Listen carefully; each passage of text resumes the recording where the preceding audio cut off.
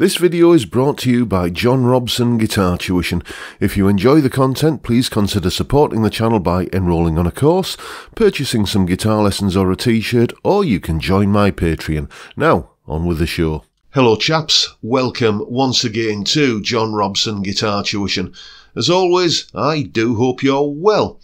Okay, it's Monday, first Monday of 2021. Happy New Year, in case I haven't wished you it elsewhere.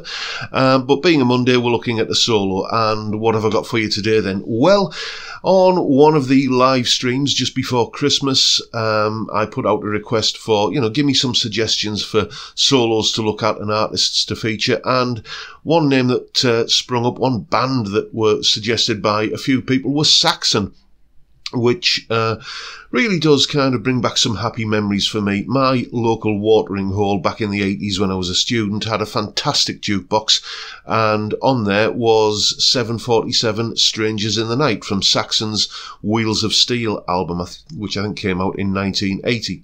Anyway, there's a nice little intro solo on that track, which we're about to look at now. Here it is, and then a brief explanation.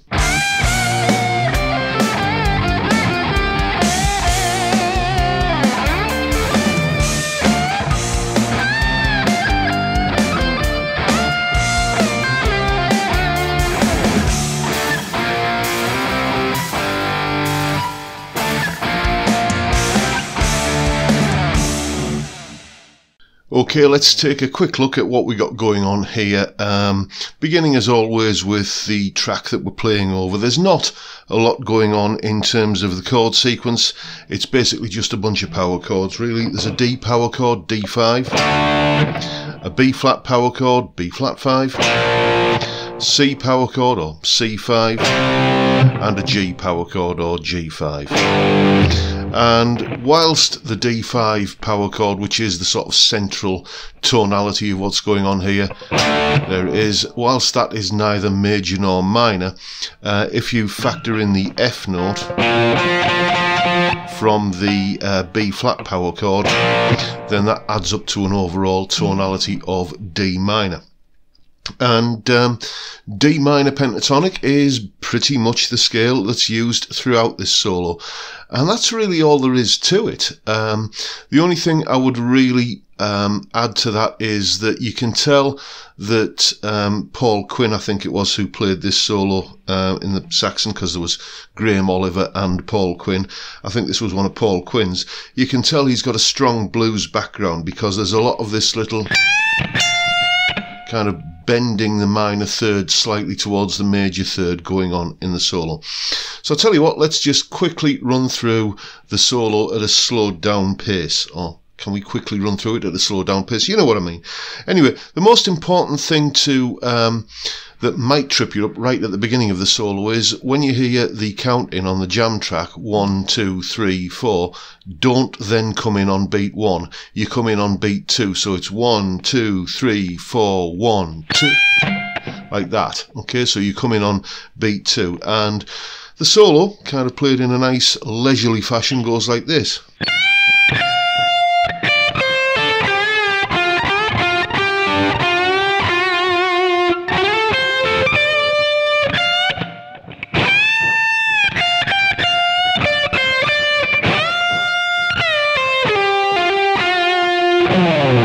And then you can go into the rhythm guitar part as I did at the end.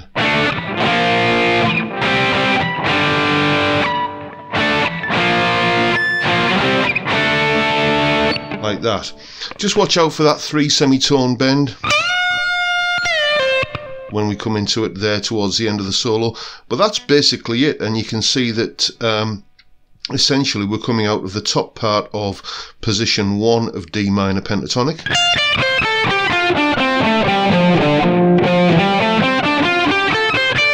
This kind of end of it up here, and then a little bit of stuff up the top end of position 2.